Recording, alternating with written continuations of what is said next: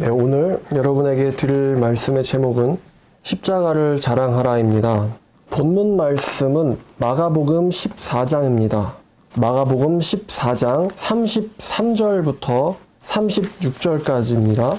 베드로와 야고보와 요한을 데리고 가실새 심히 놀라시며 슬퍼하사 말씀하시되 내 마음이 심히 고민하여 죽게 되었으니 너희는 여기 머물러 깨어있으라 하시고 조금 나아가사 땅에 엎드려 될 수 있는 대로 이 때가 자기에게서 지나가기를 구하여 이르시되 아빠 아버지여 아버지께는 모든 것이 가능하오니 이 잔을 내게서 옮기시옵소서. 그러나 나의 원대로 마옵시고 아버지의 원대로 하옵소서 하시고. 네, 제가 상담을 많이 하는 걸 다들 아시죠? 지난주에도 역시 상담을 했는데 매우 안타까운 상담을 했습니다. 뭐냐면은 아이가 집을 나가겠다. 어떻게 해야 되냐라고 얘기를 하시는 거예요. 아이가 무조건 집을 나가겠다. 그러니까 이제 집에 있어서는 아무것도 할 수 없으니까 나가고 싶다 이러는데 이제 아이가 막무가내로 나가겠다라고 하는 것을 이제 보는 어머니의 심정이 얼마나 아프겠습니까? 그래서 아이 잘 길러놨더니 정말 사이비가 아이를 데려가고 사는 게 사는 것 같지가 않네요. 정말 어떻게 이런 세상이 있습니까? 이렇게 통탄을 하시더라고요. 근데 그런 가정뿐만 아니라 또 최근에도 어떤 분이 오셔가지고 자기 가족을 사이비에게 뺏겼다. 그래서 어떻게 하면 좋냐. 나 혼자 어떻게 이 힘든 세상을 살아가며 버텨야 하느냐 이러는데 제가 정말 그런 말을 저는 매주 듣거든요. 여러 번. 항상 마음속에 드는 안타까움이 바른 신앙의 유산을 남겼어야 되는데 여러분 자식들 좋은 대학 보내는 것 중요합니다. 여러분 자식들 부자 만드는 것 중요합니다. 그러나 더 중요한 게 있죠. 뭡니까? 바른 신앙을 유전하는 것입니다. 여러분 다윗 보십시오. 얼마나 부자였습니까? 그가 신신당부를 했죠. 솔로몬에게. 여호와를 경외하고 그의 모든 계명을 지키라 그러면 너의 길이 형통하리라 라고 신신당부를 했는데 여러분 솔로몬은 어땠습니까? 솔로몬이 여호와 잘 따르다가 아버지 다윗만큼 고난이 없었죠. 그래가지고 끝에 가서 휘어버리잖아요.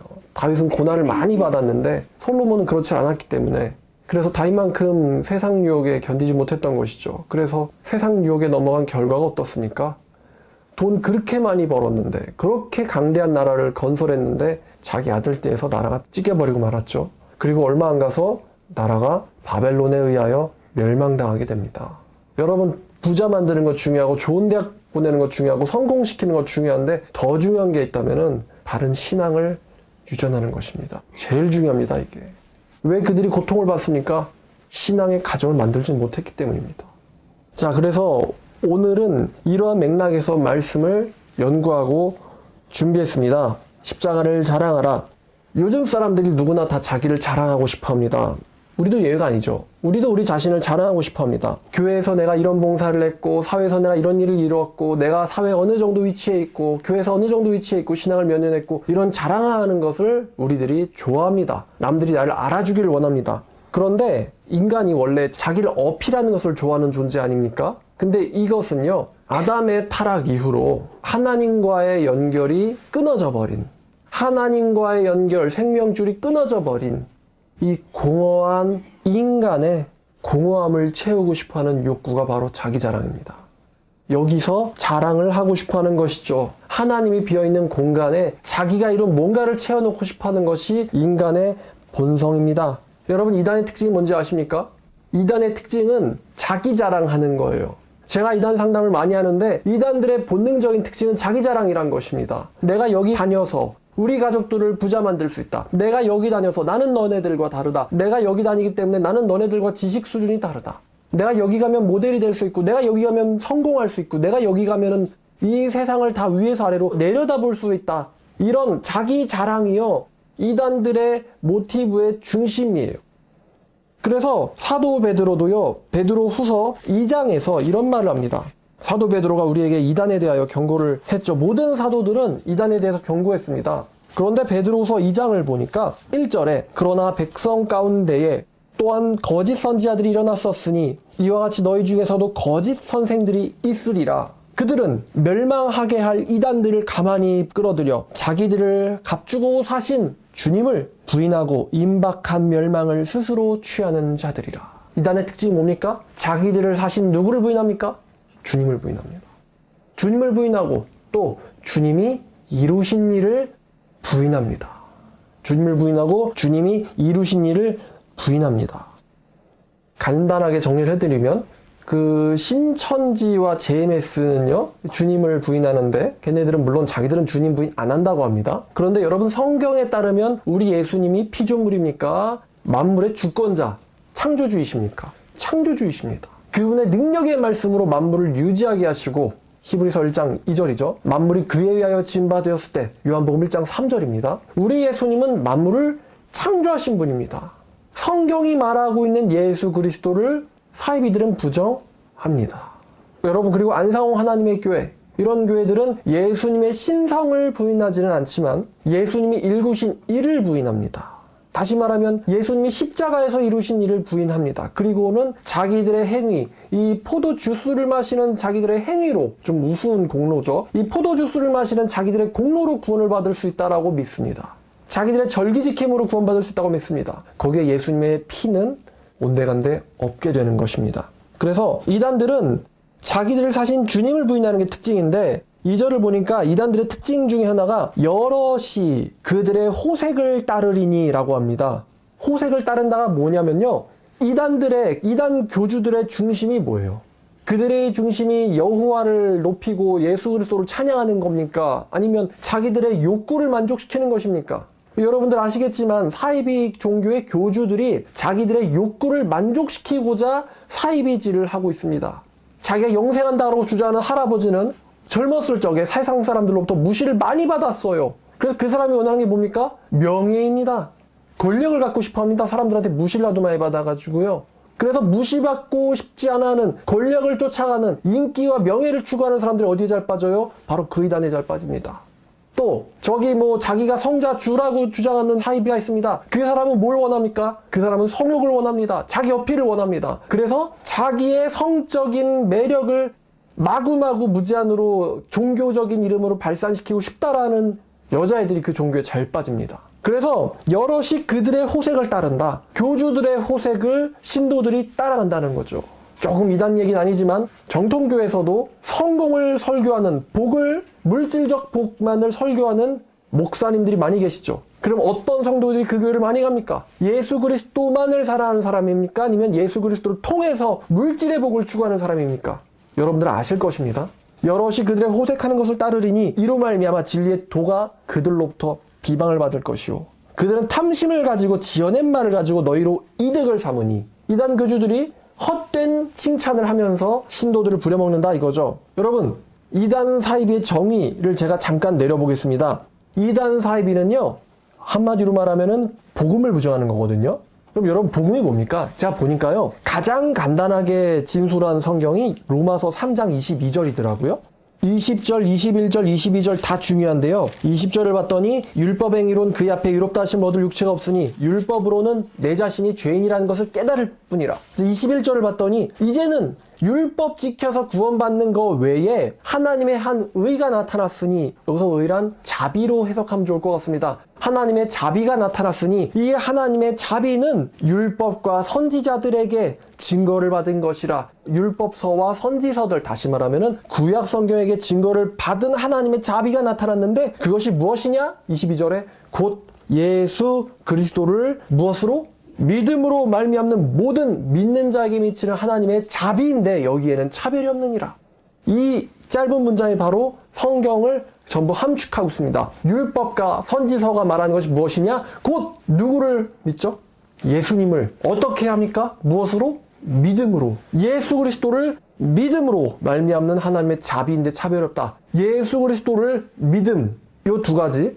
후 누구를 구원자로 삼을 것인가? 예수 그리스도. 모세도 있고 엘리야도 있고 다윗도 있고 여러 명의 성경에 영웅들이 많은데 삼손도 있는데 왜 예수 그리스도밖에는 없는가? 여기에 대한 성경적 고찰이 있어야 되겠죠. 이단들은 이게 없는 거죠. 이게 없으니까 빠진 거죠. 그리고 왜 구약에 보면은 수많은 행위들이 있잖아요. 성전 순례도 있고 특히 이제 제사를 엄청 많이 드리죠. 절기와 제사들. 이런 행위들이 엄청 많은데도 불구하고 왜 사도 바울은 오직 믿음이라는 것을 제시했는가? 여러분 믿음이 뭡니까?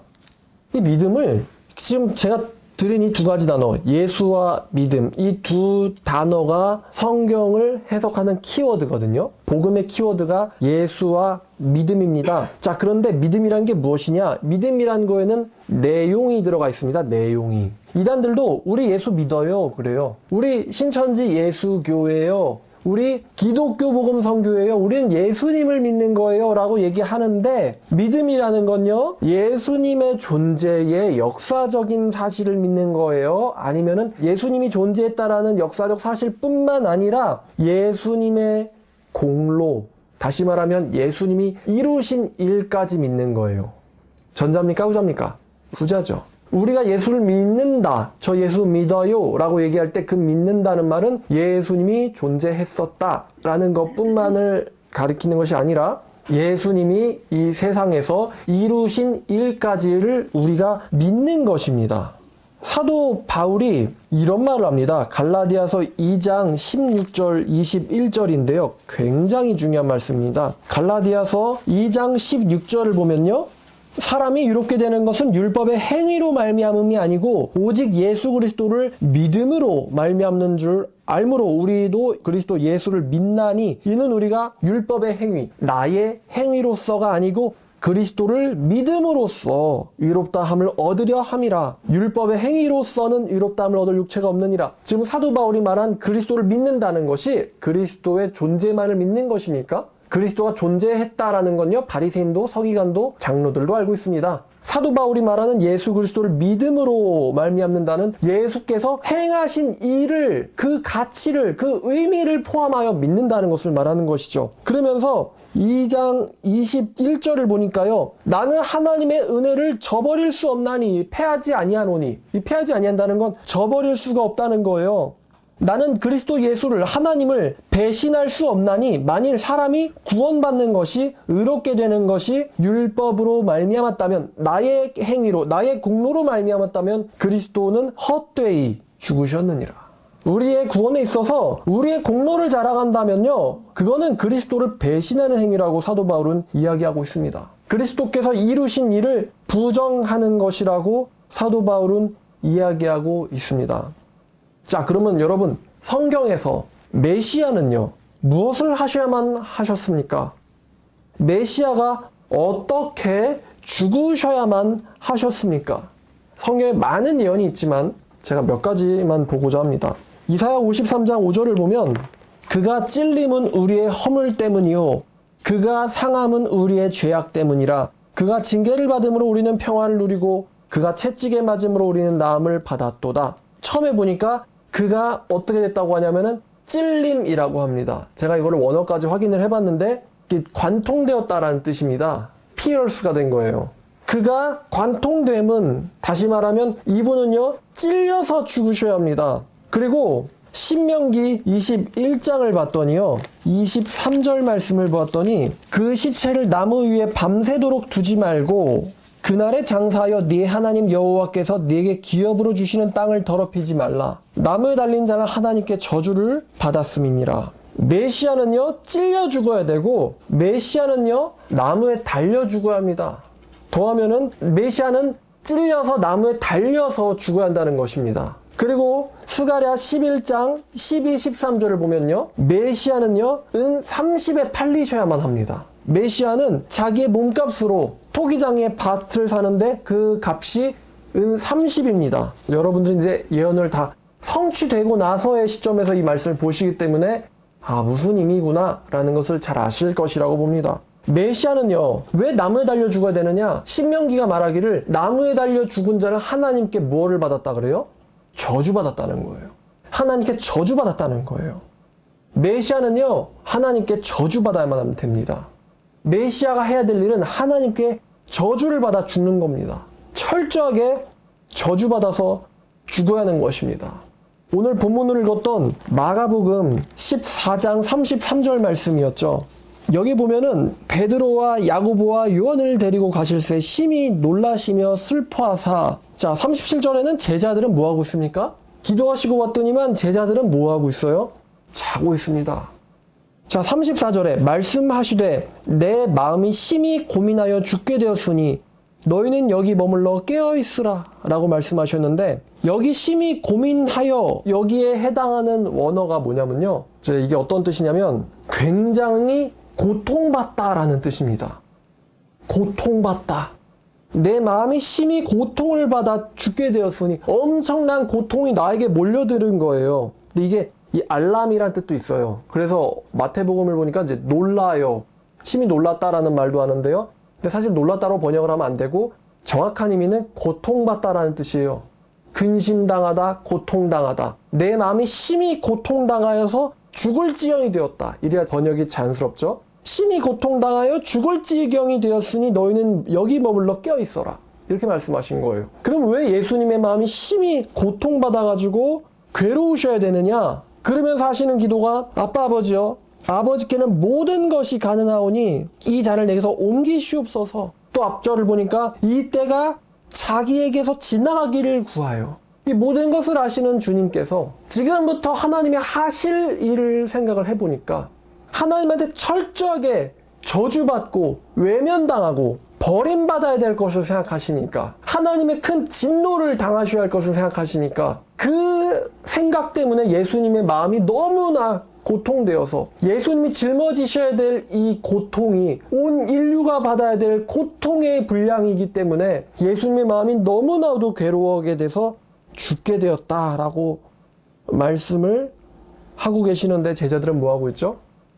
자고 있다. 누가복음 23장을 보시겠습니다. 누가복음 23장 13절입니다. 여기부터는 이제 예수님이 그 기도를 하시고 나서 어떻게 되셨는지를 얘기하는데, 빌라도가 대제사장들과 관리들과 백성을 불러 모으고 이르되 너희가 이 사람이 백성을 미혹하는 자라 하여 내게 끌고 왔도다. 보라, 내가 너희 앞에서 신문하였으되 너희가 고발할 일에 대하여 이 사람에게서 죄를 찾지 못하였고, 헤롯이 또한 그렇게 하여 그를 우리에게 도로 보내었도다. 보라, 그가 행한 일에는 죽일 일이 없느니라. 그러므로 내가 그를 때려서 놓겠노라. 이제 17절에 해당하는 것이 명절에는 반드시 한 사람을 놓아주리라 라는 말씀이 있으니 놓아주겠다 그랬죠. 그런데 무리들이 일제히 소리질러 이르되 이 사람을 없이하고 바라바를 우리에게 놓아주소서 하니, 이 바라바는 성중에서 일어난 밀란과 살인으로 말미암아 옥에 갇힌 자로라. 그러니까 살인자를 대신 놓아주고 죽일 죄가 없는 이 자를 없이 하소서라고 소리를 지르니까, 20절에 빌라도는 예수를 놓고자 하여 다시 그들에게 말하되 그들은 소리질러 이르되 그를 십자가에 못 박게 하소서, 십자가에 못 박게 하소서 하는지라. 이제 자기들이 예언을 성취하라고 소리 지르고 있는 거죠. 나무에 찔러 죽여라. 빌라도가 3번째 말하니 이 사람이 무슨 일을 악한 일을 하였느냐? 나는 그에게서 죽일 죄를 찾지 못하였나니 때려서 놓으리라 하니, 그들이 큰 소리로 재촉하여 십자가에 못 박기를 구하니 그들의 소리가 이긴지라. 이런 재판도 다 있어요? 이런 재판이 있습니까? 그들의 소리가 이긴지라. 이에 빌라도가 그들이 구하는 대로 하기를 언도하고 그들이 요구하는 대로 밀란과 살인으로 말미암아 옥에 갇힌 자를 놓아주고 예수는 넘겨주어 그들의 뜻대로 하게 하니라. 그들이 예수를 끌고 할 때 시몬이라는 구레네 사람이 시골에서 오는 것을 붙들어 그에게 십자가를 지워 예수를 따르게 하더라. 또 백성과 그를 위하여 가슴을 치며 슬피는 여자의 큰 무리가 따라오는지라. 예수께서 돌이켜 그들을 향하여 이르시되 예루살렘의 딸들아, 나를 위하여 울지 말고 너희와 너희 자녀를 위하여 울라. 보라, 날이 이르면 사람이 말하기를 잉태하지 못하는 이와 해산하지 못한 배와 먹이지 못한 젖이 복이 딸이라. 그때의 사람들이 산들에 대하여 우리 위에 무너지라 하며 작은 산들을 대하여 우리를 덮으라 하리라. 이 무죄한 자를 처벌하라라고 외치는 저들에게 재앙과 고통이 일어나서 저들이 산들더러 우리를 덮으라라고 말할 지경으로 괴로워하게 되리라. 그들이 푸른 나무에도 이같이 하거든 마른 나무에는 어떻게 되리요? 하나님의 죄 없으신 예수 그리스도에게도 이렇게 하거늘 너희에겐 어떻게 하겠느냐? 또 다른 두 행악자도 사형을 받게 되어 예수와 함께 끌려가니라. 해골이라는 곳에 이르러 거기서 예수를 십자가에 못 박고, 두 행악자도 그렇게 하니 하나는 우편에 하나는 좌편에 있더라. 이에 예수께서 이르시되 아버지, 저들을 사여 주옵소서, 자기들이 하는 일을 알지 못함이이다 하시더라. 그들이 그의 옷을 나눠 제비 뽑을새 백성은 서서 구경하는데 관리들은 비웃어 이르되 저가 남을 구원하였으니 만일 하나님이 택하신 자 그리스도이면 자신도 구원할지어다 하고, 군인들도 희롱하면서 나와 신포도를 주며 예수에게 이르되 네가 만일 유대인의 왕이면 네가 너를 구원하라 하더라. 그의 위에 있는 유대인의 왕이라 쓴패가 있더라.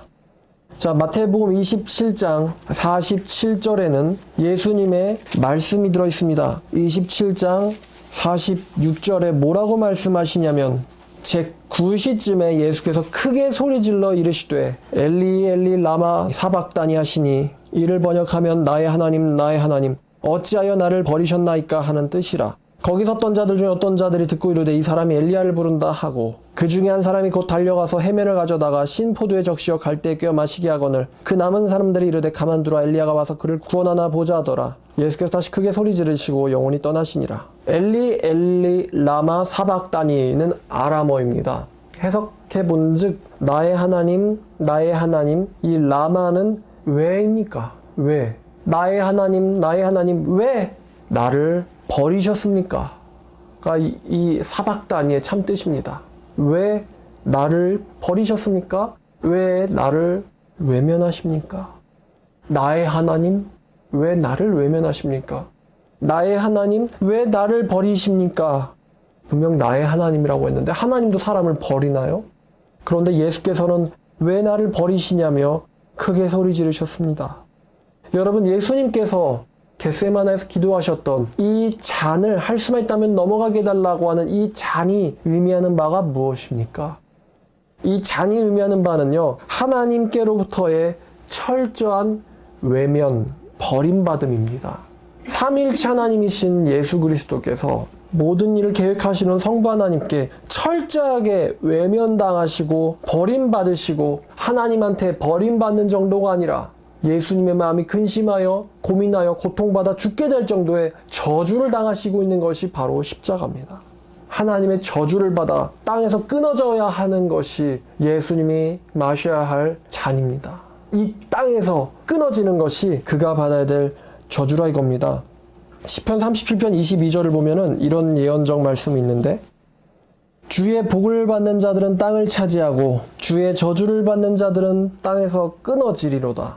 하나님께 저주를 받아서 그 택하신 땅에서 끊어지는 것이 저주받아 끊어지는 것이 죄인이 겪어야 될 형벌입니다. 나의 하나님으로부터 저주받아 끊어지고 버림당하고 철저하게 외면당하는 것이 그분이 마셔야 할 잔입니다. 왜 성부 하나님이 성자 그리스도를 버리셨는가? 왜 그를 철저히 외면하셔야 했는가? 하나님께로부터 끊어지고 버림받는 것이 죄인이 당해야 될 형벌이기 때문이다. 갈라디아서 3장 13절은 우리에게 이렇게 말합니다. 그리스도께서 우리를 위하여 저주를 받은 바 되사 지금 여기서 저주가 누구에게서 받은 겁니까? 그리스도께서 우리를 위하여 우리를 대신하여 저주를 받은 바 되사하는 번역은 저는 참 마음에 안 들어요. 왜냐하면 이거는 비유법처럼 보입니다. 받은 바 되신 게 아니고 저주를 받으셨어요. 그리스도께서 우리를 위하여 저주를 받으셨다. 누구로부터 받은 저주입니까? 하나님께로부터 받은 저주입니다. 신명기 21장 23절에서 말씀하셨듯 나무에 달린 자마다 하나님께 저주받은 자라. 하나님께 저주를 받은 자들은 시편 37편 22절 땅에서 끊어지리로다. 저주받아 죽는 것이 하나님의 저주인데 그리스도께서 우리를 위하여 우리를 대신하여 하나님께로부터 저주를 받으사 그 율법의 저주로부터 우리를 건지셨으니 속량하셨으니 율법의 저주로부터 우리를 구원하셨으니 기록된 바 나무에 달린 자마다 저주 아래에 있는 자라 하였습니다. 여러분, 예수님처럼 하나님께 저주받아서 십자가에서 죽으실 수 있으십니까? 단순한 죽음이 아닙니다. 신의 저주가 내려진 죽음입니다. 숭고한 죽음도 아닙니다. 신이 외면하는 죽음입니다. 이런 죽음을 당하실 수 있습니까? 여러분, 혹시 자식이나 가족을 위하여 대신 죽으실 수 있습니까?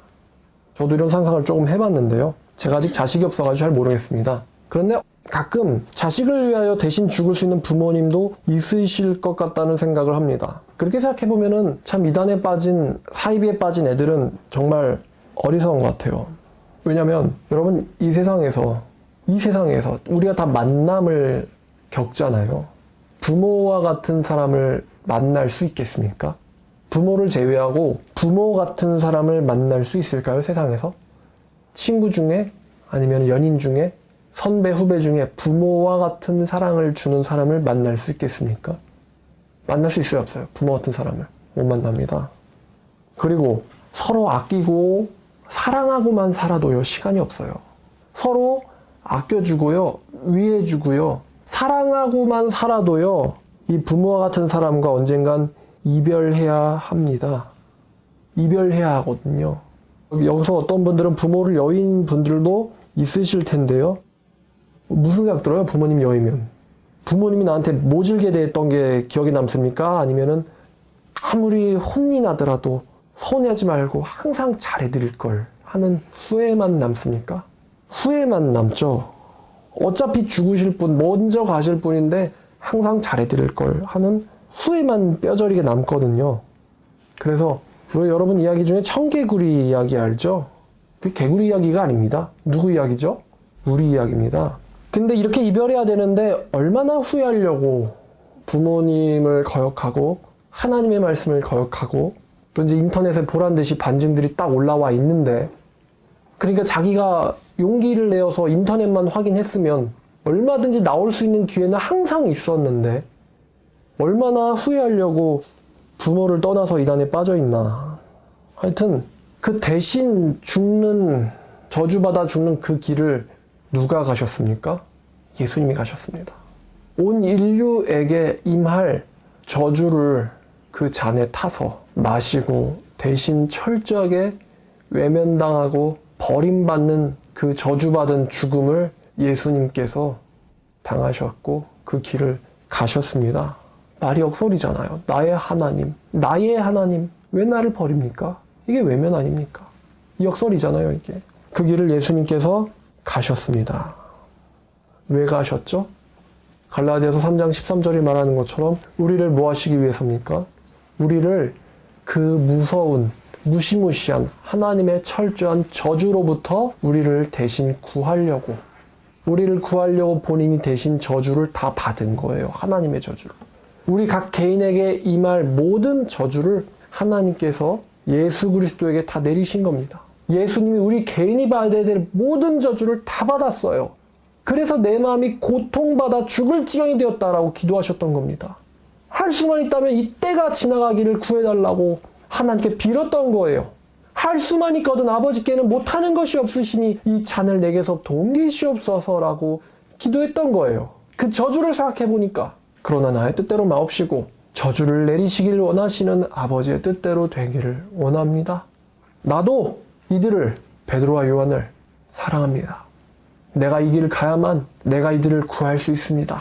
그래서 아버지의 뜻대로 하기를 원한다라고 예수께서 마지막으로 기도하셨던 겁니다. 그리고 십자가에 못 박히셨는데 그 십자가에 못 박히실 때 헤롯과 빌라도가 예수님에게 마구 물어봤어요. 근데 예수님께서는 그들에게 할 말이, 해줄 말이 없으십니다. 아무 말도 하지 않으셨어요. 너네들은 인간들이 서로 고소한다고 그거 처리하려고 무지한 나를 사형에 선고하지, 언도하지. 그러나 이 모든 일은 하나님의 계획이다. 하나님의 계획을 모르는 그들에게 무슨 말이 필요하겠습니까? 그래서 고린도전서 2장에 그들은, 통치자들은 하나님의 지혜의 지식을 전혀 알지 못했으니 만일 그들이 알았더라면 영광의 주님을 십자가에 처형하는 일은 없었으리라 라고 사도 바울이 말합니다. 아무도 이 지혜를 몰랐죠. 베드로도 요한도 몰랐어요. 그러니까 예수님이 그런 기도하실 때 이들은 뭐하고 있습니까? 자고 있죠. 온 인류의 저주를 한 번에 당하는데 자고 있습니다. 자, 결론입니다. 우리가 믿어야 될 것은요, 예수님의 공로입니다. 예수님이 이루신 십자가의 죽음입니다. 그 통과하신 그분의 길입니다. 그분의 행함을 우리가 믿어야 되는 겁니다. 어떤 행함입니까? 십자가에서 죽으신 행함입니다. 우리가 누구를 자랑해야 됩니까? 예수님을 자랑해야 됩니다. 우리가 무엇을 자랑해야 되죠? 십자가를 자랑해야 됩니다. 여러분, 제가 서론에서 말씀드렸던 것처럼 항상 다른 것들로 자기를 채우고 자기를 사랑하고 자기를 자랑하고 싶어하는 내 자신에게 예수님을 자랑해 주세요. 여러분 자신에게 예수님을 자랑해 주세요. 공허에서 시달리는, 자존감 낮아 시달리는 여러분에게 다른 것이 아니라, 물질이 아니라, 재산이 아니라, 나의 복장이 아니라 예수님을 자랑해 주시길 바랍니다.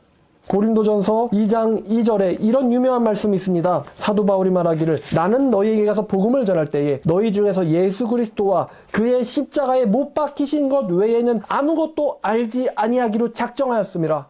1절을 보니까 나는 하나님의 말씀을 전할 때에 인간의 말과 지혜의 탁월함으로 하지 아니하기로 작정하였으니, 예수 그리스도와 그의 십자가에 못 박히신 것 외에는요, 알려줄 만한 진리가 없는 거예요.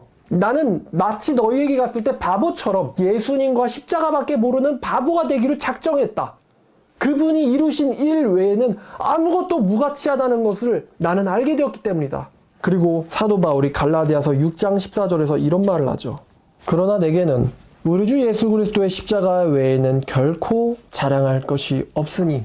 앞절을 보니까 할례 받은 그들이라도 스스로 율법을 지키지 아니하고 너희에게 할례를 받게 하려 하는 것은 그들이 너희의 육체를 자랑하게 만들려고 함이라. 너희 육체 자랑하게 하려고, 너희 자신 자랑하게 하려고 함이라. 그러나 내게는 예수님의 십자가 외에는 자랑할 것이 없으니 그리스도로 말미암아 세상이 나에 대하여 십자가에 못 박히고 내가 또한 세상에 대해서 그러하니라. 다들 세상 것 가지고 자랑하고 싶어 하는데 사도 바울이 뭐라 말합니까? 세상은 나에게 십자가에 못 박히고 나는 세상에서 자랑하고 싶은 게 세상 안에 있는 물건들, 지위들, 권력들 중에서는 내가 자랑하고 싶은 게 없다. 십자가에 세상이 못 박히고 또 내가 세상에 대하여 그러하니라. 대신 뭘 자랑합니까? 그리스도의 십자가가 바울의 자랑거리였어요. 여러분 자신에게 십자가를 자랑하시길 바랍니다. 공허하십니까? 힘드십니까? 남들과 비교되십니까? 뭔가 자랑할 거리가 필요하십니까? 예수님의 십자가를, 예수님의 공로를 여러분 자신에게 자랑하시길 바랍니다. 자신에게 자랑하라는 말이 참 재밌죠. 말로만 십자가 믿는다라고, 십자가 자랑한다라고 남들에게 이야기할 것이 아니라 여러분 자신에게 십자가를 자랑하세요. 십자가만 생각하면은 여러분들의 그 낮아졌던 자존감이 마구 올라가도록 예수님의 십자가만 여러분 자신에게 자랑하세요. 남들이 쟤는 좋은 거 입었대, 쟤는 높은 데 들어갔대, 쟤는 훌륭한 곳에 들어갔대, 연봉이 얼마래, 그런 거 보시면서 부럽다, 나도 저런 걸로 자랑했으면 하시지 마시고요. 여러분 마음 안에만 계시는, 저들에겐 없는, 여러분에게 계시는, 역사하시는 예수님을 여러분 자신에게 자랑하시길 바랍니다. 말씀 마치겠습니다. 예수님, 우리를 위하여 이 잔을 마시심에 감사드립니다. 누가 이렇게 할 수 있겠습니까?